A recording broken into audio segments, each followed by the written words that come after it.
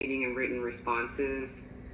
She's talking about emails from September. So I have one from. So is the first one, the please provide me with a copy of the contingency fee agreement signed?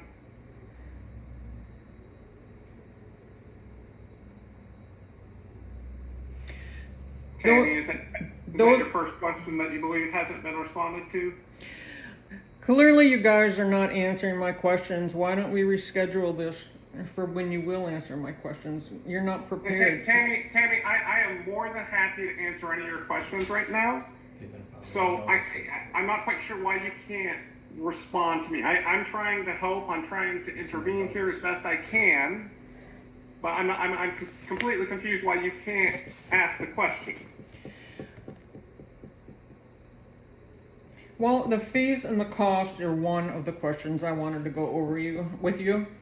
Okay, so what questions about the fees and or costs do you have? Can you explain exactly how your fees and case expenses are calculated?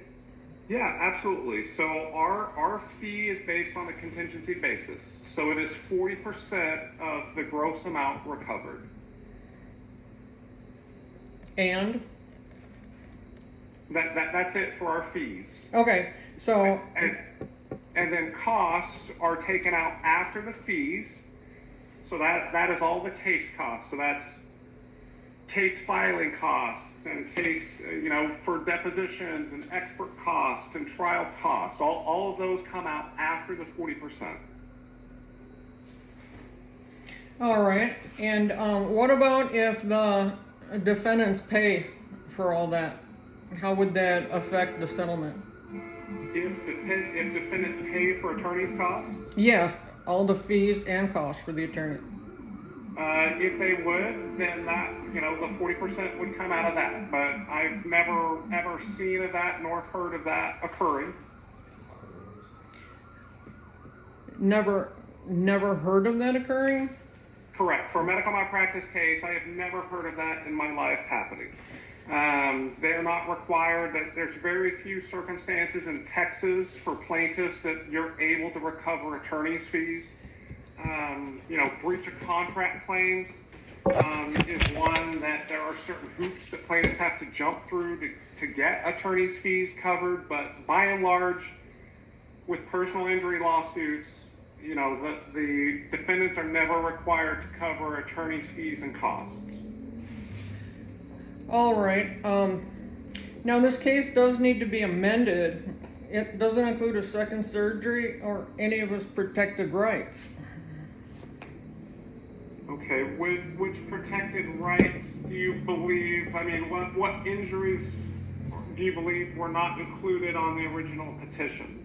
His second surgery. When he was at the Dayhab, he had a severe skull fracture.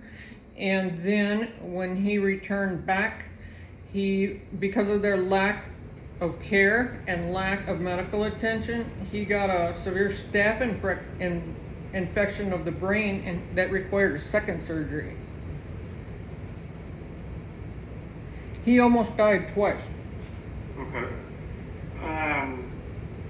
I'll need to go back through and look at the petition. In Texas, we're notice pleading. So long as the injury that caused that is contained somewhere in the original petition, we're fine. Because we don't have to show any of the subsequent things that were done to help, cure that defect or that injury. All we have to do is show that your son was injured by their negligence. As long as we have that in the petition, we're fine. All right. We can look into that. I'm sorry, what was that? But I'll look into that further, but I don't think that's going to be an issue at all. All right, but they were two separate injuries. Okay. What else do you got? Well, with his disability rights, I don't see anywhere where you covered that. What do you mean by his disability rights? Well, the ADA and Section 504 violations stem from the same incident. but that wasn't addressed, and I expect them, they need to be included in the same case. And according to that, lawyer fees can be recovered. Okay, I guess I'm a little bit lost what you mean by his 504 rights were violated. What injuries were results? All of the injuries, but he's protected because he's disabled.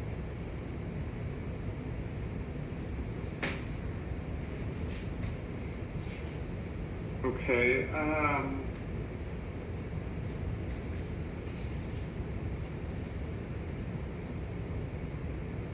is there something specific with 504? Are you saying that's part of the American Disabilities Act or what? Are you familiar with 504? I'm not. That's nothing that we ever deal with. So you're gonna have to educate me. The group home he was in, they're paid with Medicaid, Okay. and they did not treat him right. He's a disabled individual. They did not give him the care he received, and because he's disabled, he has special rights. Hi, Tammy. My name is Jessica Foster. I am a senior associate here on the firm and also on the team that's assisting with Adam's case. So one thing that, just to answer the question, so it looks like that is more of a federal claim with regard to discrimination against individuals that have disabilities. The rest of our claim, what we practice at our firm, is essentially professional negligence on behalf of individuals who are in group homes or skilled nursing facilities who require a specific level of care, and that due to staffing failures, that care is not received and injury results. So that may need to be another conversation about the scope of the claim that we are able to bring in this case for Adam.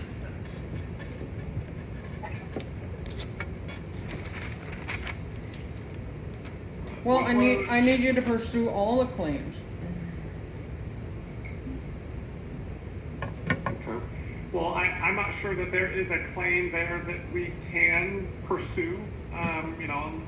Jessica and Constance and I will need to look into that a little bit further, but so it's something I can't directly address today.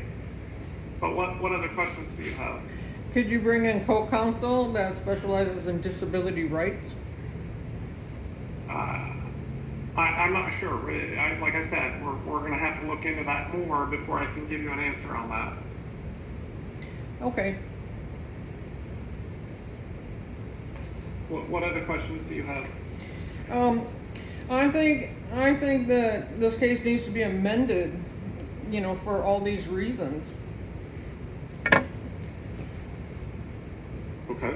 There's nothing in here about, the second surgery he needed. In the medical records, there's lots of information missing. And of course, all his disability rights aren't in here. So this needs to be amended so it can cover everything. Okay. Well, what other questions do you have, Tammy? Do you not have my emails? I've got lots of emails from you, but you got my presence right now to be able to answer whatever questions you have. So I have lots of questions that I wanted written responses for, but they've been ignored. okay. Well, what questions? Because I believe most of them. I read through a lot of the emails. I believe they have been responded to. So which questions specifically do you believe have not been responded to? Well, what about the filed in court questions I had? Filed in court questions. What do you mean by that? My questions were not answered, so I sent a notice to the court. And I've seen something. I mean, we weren't served with the file marked copy. So what questions? I mean, do you realize what damage you have done to your own case by filing that? Could you explain that to me? Yeah. When a plaintiff is sitting there, essentially saying that there's a lack of communication and breakdown between counsel, And really the best analogy to be able to put out there is there's blood in the water, so to speak, and it severely makes it less likely that the defense counsel is willing to work on and negotiate the case with you. So are you saying that you're not going to pursue this to the degree that needs to be? No, that is not what I'm saying. What I'm saying is by you kind of going around our counsel and directly communicating with the court in that manner, you have damaged your own case. Well, there's a lack of communication on your part for not answering all my written questions. I have asked them several times, I've sent several emails, and Constant never responded with any of the answers. Well, I'm seeing lots of written responses, so that's why I'm here today, Tammy. I'm trying to figure out which questions do you believe have not been responded to. There are many of them. Do you not have that in front of you, Constance? If you have many, then you should have plenty that you can tell me right now that you don't believe have been responded to. So give me an example of a question that you don't believe has been responded to. I have made note of all them, and I will just assume you don't want to cooperate.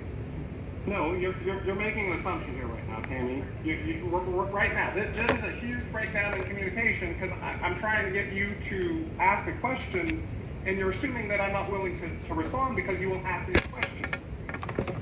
And Tammy, the part of this that we have to be able to communicate, honestly, our preferred method of communication in litigation would be a forum like this, right? And so it's not going to work if the relationship is saying, you're dictating that we can only answer your questions in writing, that you serve to us in writing. That's not a productive attorney-client relationship. That's not something that is sustainable for the type of cases that we have and the rest of litigation. So when we are all here gathered for the purpose of addressing your concerns, this is the time that it needs to be done.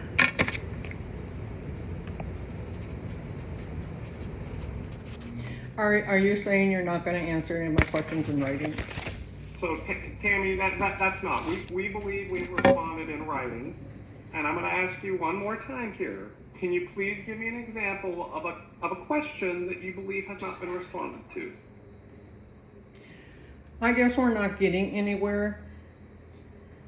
Okay, well that's a choice that you are making. It's not a choice I'm making. Then ask me a question, Tammy. I have mental issues. I need things in writing so I can comprehend them, to look back over them, and to properly discuss any kind of case. And I wanted that before this meeting started, and I was denied that.